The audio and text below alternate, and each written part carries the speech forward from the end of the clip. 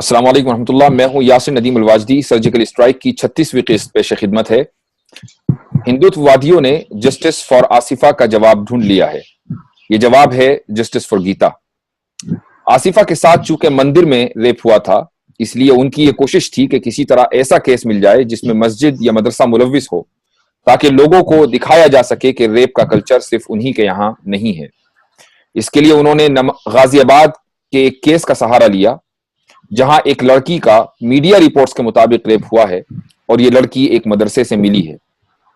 لڑکی نے 164 کے بیان میں کہا ہے کہ اس کا مدرسے میں پڑھنے والے ایک 17 سالہ لڑکے کے ساتھ کچھ چکر تھا، جس کے ساتھ اس نے رضامندی سے یہ زنا کیا ہے. مدرسے کے ذمہ دار مولانا کا اس سے کوئی تعلق نہیں ہے، لیکن بی جے پی اور RSS والے اس موقع کو ہاتھ سے جانے دینا نہیں چاہتے تھے. مولانا کو پولیس نے ابتداً ریلیز بھی کر دیا تھا، لیکن پولیس پر دباؤ ڈال کر ان کو پھر سے گرفتار کرایا گیا. وہ ابھی پولیس کی تحویل میں ہیں. ہم نے سوچا کہ معاملے کی حقیقت سامنے آنی چاہیے، اس لیے ہم نے اسی علاقے کے ایک نوجوان عالم دین مولانا فرقان سیف سے رابطہ کیا. اس وقت وہ ہمارے ساتھ ہیں. اس مختصر پروگرام میں ہم ان سے معاملے کی حقیقت جانیں گے، چونکہ وہ علاقے سے تعلق رکھتے ہیں اور بہت سی چیزیں ان کے سامنے آئی ہیں. وہ کچھ لوگوں سے ملے ہیں، اس علاقے کے لوگ کیا کہتے ہیں، کیا سمجھتے ہیں، یہ سب چیزیں مولانا فرقان سیف سے جانیں گے. ان کا اس شو میں استقبال ہے. شکریہ، جزاک اللہ. مولانا یہ بتائیے کہ لڑکی جس کا نام گیتا کہا جا رہا ہے، وہ اغوا کب ہوئی اور کب ملی اور کیسے پولیس نے اس کو ٹریس کیا؟ مجھ کو یہ بتاتا ہوں میں اس بارے میں کہ لڑکی کو اغوا کرنا یہ اپنے آپ میں ہی ایک مشکوک عمل ہے. یہ لڑکی اغوا ہوئی ہے، اس کے بارے میں کوئی پکی بات ہے ہی نہیں سرے سے بالکل بھی. اس لیے کہ یہ لڑکی صاحب آباد ضلع غازی آباد میں ایک ودھان سبھا چھیتر ہے صاحب آباد، وہیں پہ ایک کالونی ہے جھنڈا پور. یہ لڑکی وہاں پہ رہتی تھی. جس دن یہ کیس ہوا ہے یعنی 21 تاریخ کو، اس سے 2-3 دن پہلے ہی وہ لوگ شفٹ ہو کر دہلی کے کھڑولی گاؤں ہے، غازی پور تھانے کے انترگت آتا ہے، تو اس کے اندر یہ لڑکی چلی گئی ہے. اب یہ پھر وہاں سے 1-2 دن بعد ہی یہ سارا کیس ہوا ہے. تو یہ جو اغوا کرنے کی بات ہے یہ تو سمجھ میں ہی نہیں آتی سرے سے بالکل بھی. اس لیے کہ جو CCTV فوٹیج جو دیکھی جا رہی ہے، یعنی جو NH58 سے جو راستہ اس کالونی کے اندر اترتا ہے، نیل منی کالونی کے اندر جہاں پہ مدرسہ واقع ہے، جہاں جب یہ راستہ اترتا ہے تو اترتے ہی کسی کے مکان کے اندر CCTV کیمرے لگے ہوئے ہیں. ٹھیک ہے. ان کیمروں کے اندر یہ فوٹو قید ہوئے ہیں کہ وہ لڑکی اکیلی فون پہ بات کرتے ہوئے کالونی کے اندر انٹری کر رہی ہے. تو پھر یہ جو بات ہے کہ یہ لڑکی اغوا کی گئی، یہ کیسے ہو سکتا ہے پھر؟ یعنی فون پر بات کرتے ہوئے جس وقت وہ کالونی میں آ رہی ہے، اس کے ساتھ شہباز نامی جو لڑکا جس کو ملزم بنایا جا رہا ہے وہ موجود نہیں ہے؟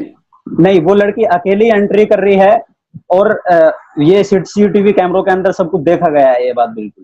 اچھا، کیا یہ بھی دکھایا گیا ہے کہ وہ لڑکی مدرسے کی طرف جا رہی ہے اکیلے یا صرف اس کالونی میں جا رہی ہے؟ نہیں، کالونی کے اندر انٹری کرتے ہوئے ہی اس میں وہ دیکھی گئی ہے بس. ٹھیک ہے. اچھا، مدرسے میں اس کی ریکوری جو ہوئی ہے، جو پولیس رپورٹس ہے اس کے مطابق وہ 22 یا 23 اپریل کو اس کی ریکوری ہوئی. تو یعنی 2 دن کا ایسا وقفہ ہے جس میں وہ لڑکی غائب رہی ہے. تو کیا کہیں رپورٹس یا لوگوں کو اس کا علم ہے کہ وہ اس پورے عرصے میں کہاں رہی؟ کیا وہ مدرسے میں رہی یا مدرسے کے علاوہ کسی اور جگہ رہی؟ دیکھیے، اس بارے میں انصاف کی بات یہ ہے کہ یہ لڑکی 21 کو گھر سے غائب ہوئی ہے. جو میری اس پریوار سے بات ہوئی ہے، اس فیملی سے جو میری بات ہوئی ہے، اس فیملی کا یہ کہنا ہے کہ یہ لڑکی مدرسے میں ایک چھوٹے بچے کی شہادت کے مطابق یہ لڑکی 22 تاریخ کی عصر کی نماز کے وقت یہ لڑکی مدرسے میں گھسی ہے. اچھا. اور یہ اس وقت جب نماز ہو رہی تھی، اور مولانا جو ہے، جن مولانا کے اوپر یہ الزام لگایا جا رہا ہے کہ انہوں نے گینگ ریپ کیا ہے، وہ مولانا اس وقت مدرسے میں نہیں تھے. ٹھیک ہے. یہ لڑکی زینا، میں اس مدرسے میں بھی آج گیا ہوں، میں نے وہ دیکھا ہے مدرسہ، تو زینا تھوڑا باہر ہی ہے بالکل. تو وہ لڑکی اس سے چڑھی ہے اور اوپر چلی گئی ہے لڑکی. اور جو مجھے بتلایا گیا ہے وہ اس طرح بتلایا ہے کہ یہ چٹائیاں جو ہوتی ہیں عموماً مسجدوں کے اندر، یہ جب ہم کونے میں کھڑی کرتے ہیں تو ان کے پیچھے کچھ جگہ بچتی ہے. یہ لڑکی اس کے پیچھے جا کے چھپی ہے اور اس کے اوپر جو ہے وہ دیگر کپڑے وغیرہ انہوں نے سب ڈال دیے اس لڑکے نے، یا جس نے بھی ڈالے ہوں اس کے بارے میں کوئی ہمیں تحقیق نہیں ہے. اچھا، اب یہ پھر اس کے بعد میں کہ عصر کی نماز کے میں مولانا نہیں تھے وہاں پہ، मगरिब या मगरिब के बाद में मौलाना वहां पे आते हैं, तो उनका कमरा नीचे ही है, मैंने वो कमरा देखा है उनका। तो वो आए, उन्होंने अपनी नमाज अदा की और अपने कमरे में वो लेट गए।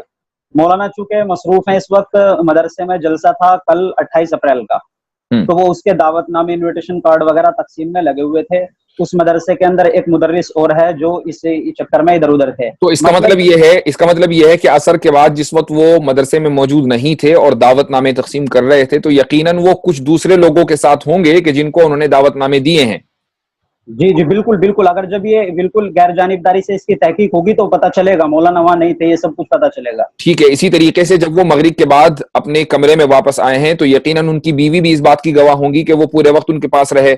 नहीं, ये कमरा जो है, चूंकि ये मदरसे में कमरा है, मौलाना का घर अलग है, मैं उनके घर पे भी गया हूँ और कमरा जो मदरसा है वो अलग है उनका। ठीक है।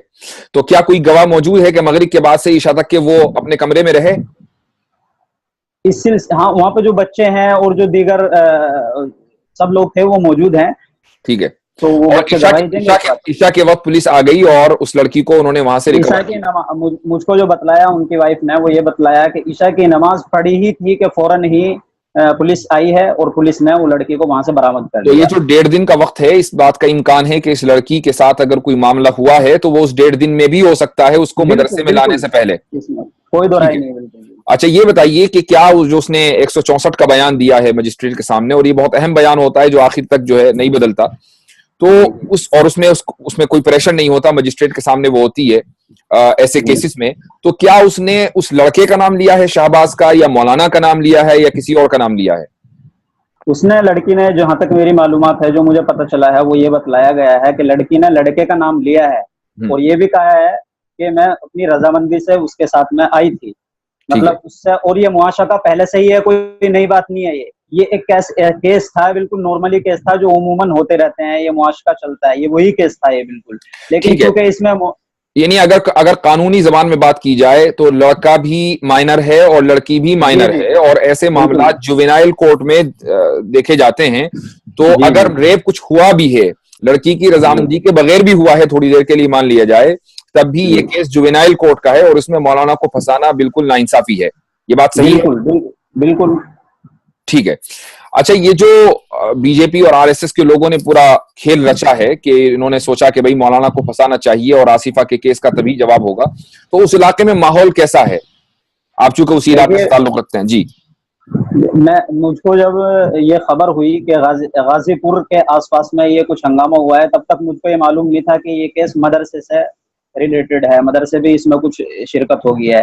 तो मुझको मालूम हुआ कि गाजीपुर थाने को भगवा ब्रिगेड ने घेर रखा है और पुलिस पे जबरदस्त तरीके पर दबाव बनाया जा रहा है, रास्ता घेर रखा है। 2 लड़के रक्शे वाले जो कि मुसलमान थे, वजाकता से मुसलमान नजर आते थे, उनको पकड़ के पीटा गया रोड पे, और वो पूरे तरह से पुलिस पे दबाव बना के वो सारा केस नेशनलाइज किया गया, मीडिया में लाया गया, और ये सब कुछ जो कुछ अब हो रहा है वो सारी दुनिया देख रही है। अच्छा, तो ये बात बिल्कुल वाज़ेह हो जाती है कि जस्टिस फॉर आसिफा का जवाब जस्टिस फॉर गीता है। ट्विटर के ऊपर भी ये हैशटैग चला है और बहुत से लोगों ने उसमें शिरकत भी की है। तो जाहिर है कि जब तक कि हकीकत सामने नहीं आती तो लगता ऐसा ही है कि मामला बहुत खराब होगा और किसी लड़की का रेप हो गया होगा। तो बहरहाल आपसे जो कुछ मालूमात हुई हैं वो बहुत अहम हैं, और इससे बात साबित हो जाती है कि एक जबरदस्त साजिश के तहत मदरसे को फंसाया जा रहा है और मौलाना के ऊपर इल्जाम लगाया गया है। आपको लगता है कि चूंकि बहरहाल पुलिस ने अगर दबाव में आकर, प्रेशर में आकर मौलाना को गिरफ्तार कर लिया, तो क्या मौलाना के खिलाफ इल्जाम लगाया जा सकता है, चार्जशीट फाइल की जा सकती है? आपको लगता है? देखिए, कानून हमारे मुल्क का ऐसा है कि यहाँ पर रास्ते चोर दरवाजे जो हैं वो निकाल लिए ही जाते हैं, कुछ भी हो सकता है। लेकिन अभी तक मौलाना के ऊपर कोई केस फाइल नहीं हुआ है, मौलाना के ऊपर कोई FIR नहीं हुई है, मौलाना के बारे में कोई ऐसी बात नहीं आई है सामने। ये मतलब कहने का ये है कि पुलिस के पास में कोई ठोस सबूत ऐसे नहीं है जिससे मौलाना के ऊपर केस फाइल कर दिया जाए अब तक। तो एक फैक्ट फाइंडिंग रिपोर्ट भी चल रही है कि अगर वो आपने देखी है तो क्या उसके अंदर जो निकात उठाए गए हैं वो दुरुस्त हैं? हाँ, उनमें से अक्सरों से मैं इत्तिफाक रखता हूँ और वो ऐसा ही है। ठीक है, बहुत बहुत शुक्रिया। नाजरीन, हम रेप कल्चर के खिलाफ हैं। मामला ख्वाह आसिफा का हो या गीता का, जो लोग मुजरिम हैं उन्हें कानून के मुताबिक सजा मिलनी चाहिए। जो लोग जस्टिस फॉर गीता मुहिम चला रहे हैं उनसे हमारे चंद सवालात भी हैं।